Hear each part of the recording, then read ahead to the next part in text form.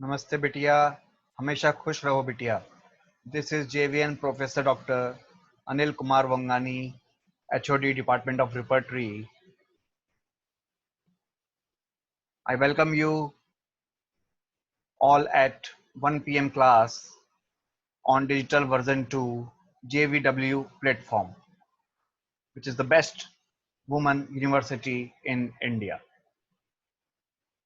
We are delivering these digital sessions on YouTube video channel at following link as per schedule provided by the university. Having the best homeopathic college in Jaipur, please listen carefully and drop your queries in comment box, which we will answer in solving session day as per allotted by the university. I hope this lecture will satisfy the quest for your knowledge. Let us now begin with the digital session. So my topic is understanding rubrics. We know rubric literally means a heading. We have to study in repertory under the heading of symptoms that how many remedies are covering that symptom and in which grade, in which grading. So here the symptom is known as rubric or heading because it is given importance and the medicines are given thereafter. So what rubric exactly is? First of all, we prepare a case record by eliciting the history of the patient, and it is a raw document. We link all the components together by using analysis, evaluation, and synthesis. We process the data and make a conceptual image of the totality of the patient. We require proper headings to arrange the components under respective compartments. So rubric is an appropriate word designated to the heading on a case record. देखिए case record के ऊपर हमने पूरी case checking की हुई होती है। Case checking proper systematic manner में हम करते हैं। उसके अंदर आप देखते हैं कि हम एनालाइज करते हैं, इवेलुएट करते हैं, टोटलिटी पे पहुंचते हैं और वापस से इमेज को सिंथेसिस करते हैं। इस प्रोसेस में हम जानते हैं कि कौन-कौन से सिम्टम्स बहुत इंपॉर्टेंट हैं और उनका रिप्रेजेंटेशन रिपर्टरी में क्या है, वही रूब्रिक कहलाता है। तो वही हम हेडिंग के रूप में यानी कि रूब्रिक के फॉर्म में रिपर्टरी में निकालते हैं ताकि हम केस को एनालाइज कर पाएं कि कौन-कौन सी दवाइयां और किस ग्रेड में उस पर इंडिकेट हो रही हैं और इन टोटल केस में कौन सी दवा सबसे ज्यादा इंडिकेट हो रही है। A rubric is an instruction or a rule that gives a direction. Hence, rubric becomes an authoritarian force to reckon with. So, with the help of rubric, we always get a direction and we are able to proceed. A rubric becomes a function. It's a basis of activity of cure which we undertake when a patient comes to our clinic, and it's a complex one. We have to form various rubrics, and when we form a rubric, it becomes functional, and when we add them together, the whole case is repertorized. Definitely we get a choice of remedies. So therefore a rubric becomes a function. Selection and formation of rubrics become an art too. Rather, the artistic prescribing is superbly achieved through proper selection of rubrics, which is only achieved by practice. So it is not just a mechanical or mathematical process that anyone uh, can record the rubrics and just can get the remedy. And the highest marks remedy can be the Similibum. No, it's not so. We have to take the rubric artistically. we have to leave many rubrics behind which are of common type. So there's an art in the selection of rubrics. A rubric is a symptom in the repertorial language. Hence, like a symptom, a rubric has many dimensions, facets, aspects, levels, stages, and transitions. And being a language, one must know that the vocabulary, that is, meaning of the words used in the language, as well as the grammar, the principles to join and use them adequately to be comprehensive. A rubric involves pathos as it is derived from symptom, the language of abnormal condition of vital force. तो आप देखते हैं कि rubric symptom से drive हुआ है और symptom क्या है? It's just abnormal situation of the body of the vital force which is reflecting through bodily language, that is symptom. However, individualizing unique features of the case do not necessarily represent the pathos. In between these symptoms, we get the language of the patient also, which is not representing the pathos. That is the peculiar thing. They represent the individuality. Individual can represent himself without pathos. That makes our repertory and materia medica unique. However, it poses a unique methodology for a homeopath to select the remedy. So in homeopathy, we have got a unique methodology of selecting the remedy. Our remedies are not based on pathos, but individualizing characteristics. That is very different, very unique from other sciences of medicine. A rubric is like a theater in which each dialogue narrated by an artist has a meaning and connection before and after. So, uh, as a theater artist says a dialogue, it is not standalone. There is something connected before and after. So a rubric is there connected in a language with other words also. It has some situational things like modalities which makes it complete. So if adequately arranged, if the rubric adequately arranged, we get the holistic picture of the patient, and we can do repertorization very easily and can reach at the sublime. Likewise in drama, when these dialogues are adequately arranged, the whole presentation of drama becomes a hit. Now, disposition as a rubric. We know disposition, its disposition are the characters or the basic or acquired. They are glued to the personality. They define the personality. Disposition actually defines the personality or the nature of the person. The behavior of a person depends on the degree and level of dispositional characters. Dispositions direct or tends to behave in a certain way. The individual follows. So any individual is tend to behave in a certain way which is according to its disposition or nature. Dr. Samuel Hahnemann, following aphorism on disposition, speaks of his wisdom in the section 211 of the Organon of Medicine. He states, this holds good to such an extent that the state of the disposition of the patient often chiefly determines the selection of a remedy, as being decidedly a characteristic symptom, which can least of all remain concealed from the accurately observing physician. तो doctor Hahnemann clearly कह रहे हैं aphorism 211 में कि the state of disposition of the patient chiefly determines the selection. मुख्यतः यही दवा के चयन में काम आएगा. डिस्पोजिशन के जो कैरेक्टरिस्टिक हैं, पर्सन के जो कैरेक्टरिस्टिक हैं, जो कि इंडिविजुअलाइजिंग कैरेक्टरिस्टिक हैं. following statements reflect the importance of disposition in reflection of rubrics. Rubrics become inseparable from personality of an individual.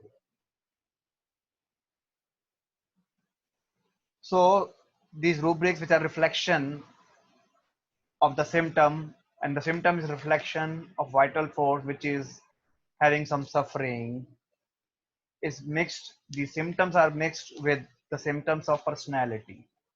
So therefore rubrics, they are inseparable from the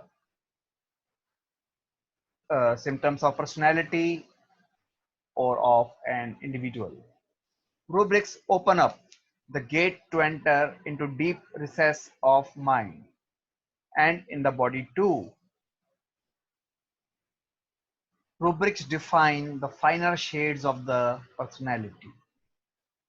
So by making a rubric, we got to analyze uh, the symptoms of the patient in depth, and we know thereby the finer shades of the personality of the patient. Rubrics define the mental state in which the patient is. So mental state is a condition in which a person remains for quite a longer time. A person who is irritable for quite a longer time and feels slightly depressed is in melancholic mental state. So we must understand that there is a difference between a simple mental symptom and mental state. Rubrics build up the totality and give meaning to it. Qualification by characteristics of disposition is the core of the case. So the characteristic of disposition becomes the core of the case in the whole history of the patient, in the whole totality. The core is the disposition. Rubrics, paying attention head to toe. Selection of appropriate rubrics, especially mental, is big challenge. A homeopath needs a watchful eye to observe, to circumspect, and to scrutinize the evolving of symptom from head to toe in a patient to observe PQRS amongst them. So we have to observe how the symptoms have evolved in the whole patient from head to toe. Then only we will be able to understand the PQRS by knowing the background of the patient. The PQRS behind any rubric is approached by eliciting as following. इस तरह से हम PQRS को जान सकते हैं किसी भी केस के अंदर जब हम डिजीज की उसकी स्टडी करते हैं, केस के सिम्टम्स की स्टडी करते हैं. First of all, peculiarity in the origin of disease symptoms. जब डिजीज का ओरिजिनेशन हो रहा होता है तो उसमें क्या अलग चीज उत्पन्न हो रही है, that is the peculiarity. The second point is the queer progression of disease rather than the usual one. उत्पन्न होने के बाद रोग किस गति में, किस दिशा में और किस गति से वो प्रोग्रेस किया है, वो उसकी एक क्वियर सिचुएशन पैदा होती है जो कि उसके सामान्य प्रोग्रेशन से अलग है. Then the third point is the rare accompaniment to the disease which Dr. Bonigason portrayed far better as concomitant. जब डिजीज प्रोग्रेस कर रहा होता है तो उसके साथ साथ क्या नए सिम्टम्स उत्पन्न होते हैं और क्या वो उस रोग के साथ पैथोलॉजिकली कनेक्टेड हैं. तो डॉक्टर बोनिगासन ने इसको अच्छे से डिफाइन किया है कॉन्कॉमिटेंट के रूप में, और ये बहुत ही पिक्यूलियर होते हैं और दवा के चयन में बहुत ही बड़ा रोल प्ले करते हैं.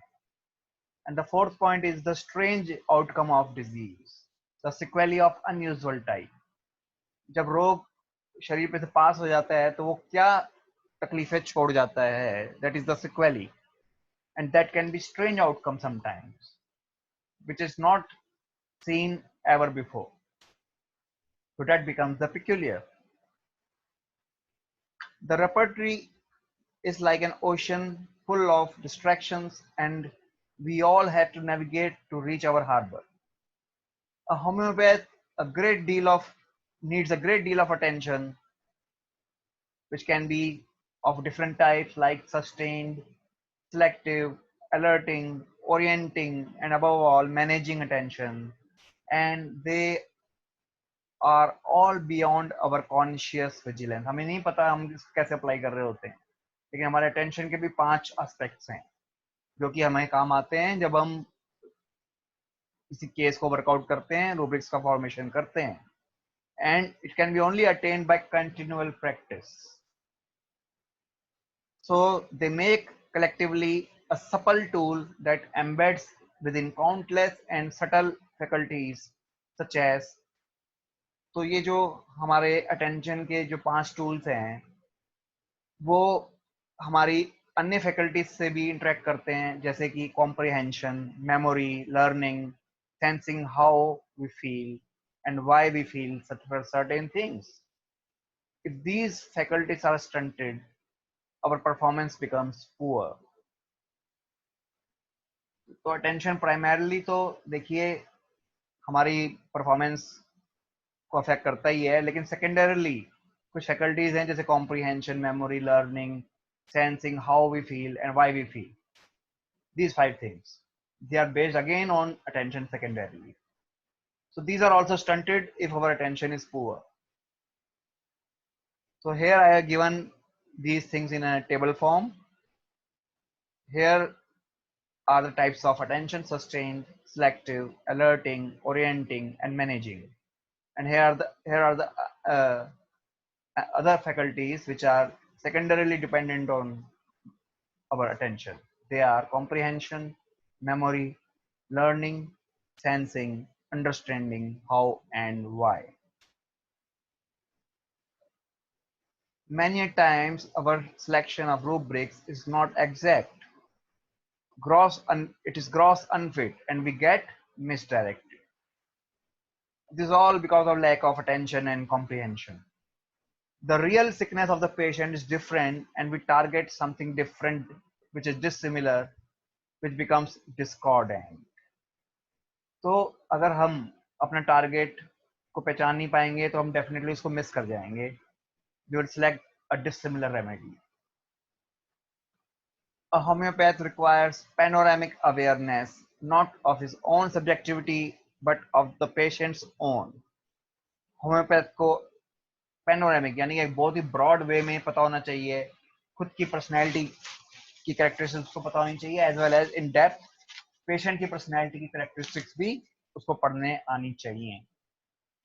Bountiful information creates the poverty of attention. जब बहुत ज्यादा इंफॉर्मेशन हमारे पास होती है तो हमारा अटेंशन पुअर हो सकता है. It can divert the attention of homoeopath as well. Homoeopathy में भी ये चीज लागू होती है. In context, situation and factual data gained through skillful interview coupled with the art of translating the patient's language into the repertorial language helps select the appropriate rubrics.